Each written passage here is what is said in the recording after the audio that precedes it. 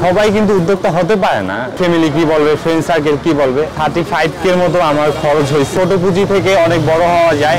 নিজের মাথায় চিন্তাধারা ছিল যে নিজে কিছু করব। হ্যাঁ, তো আমার মানে মাথায় আমি ত্রিপলিতে পড়ি, বাট হচ্ছে আমার মাথায় যে ইন্টেনশন যে আমি একটা বিজনেস করব, এটা আমার প্ল্যান।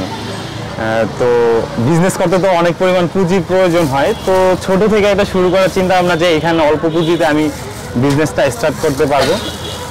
তো পরবর্তীতে আমি জায়গা লোকেশন খুঁজি যে কোথায় এই বিজনেসগুলো করা যায়। হ্যাঁ, তো তখন আমি আর কি লাভ রোডে আসি। লাভ রোডে এসে আমি একটা ছোট একটা স্বপ্নে দেখতে পারতেছেন আমার দোকানটা অনেক ছোট। তো আমি বেশি আইটেম আসলে বিক্রি করি না, এখন অল্প কিছু আইটেম দিয়ে শুরু করছি। তো এই আর কি আমার এখানে মূলত আমার এখানে বেশি চলে আমার মিট বক্স আছে, মোমো আছে, উইংস আছে, যেটা খাসি মুরগির উইংস বলে। হ্যাঁ, এগুলো আসলে পাওয়া যায়। আর আমার এখানে একটা কম্বো আছে 190 টাকায় 5 ধরনের আইটেম পাওয়া যায়। তো আপনারা চাইলে আসে ট্রাই করতে পারেন। আমি মূলত মিট বক্সে সসেজ দেই, মিট বল দেই, আর হচ্ছে মিট দেই। হ্যাঁ, আর হচ্ছে আরেকটা দেই সয়া বড়ি, এটা ইউজ করি। কারণ হচ্ছে অনেকেই কমপ্লেন করে যে আপনার মিট বক্সে অনেক পরিমাণ আলু, ভাই এটা কিভাবে কমানো যায়।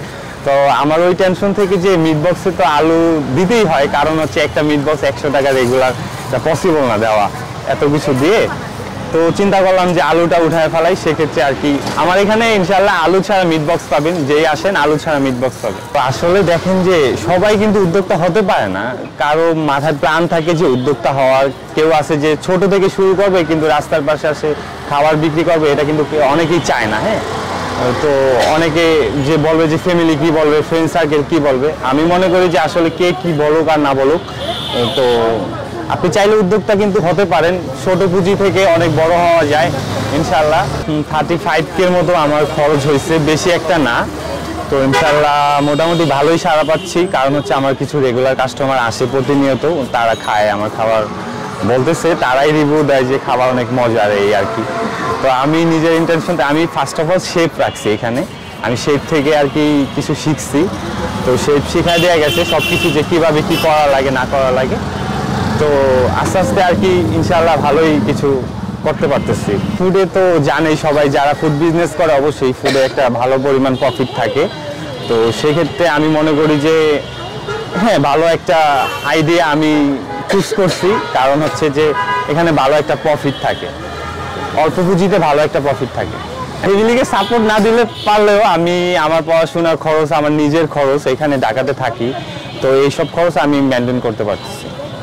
ভবিষ্যৎ পরিকল্পনা আসলে আমার একটা রেস্টুরেন্ট দেওয়ার ইচ্ছা আছে আর কি। এই থেকে আর কি এই রেস্টুরেন্ট ব্যবসা বলেন, যে আপনি ফুড বলেন, এই আইটেম আর কি নাম আমার।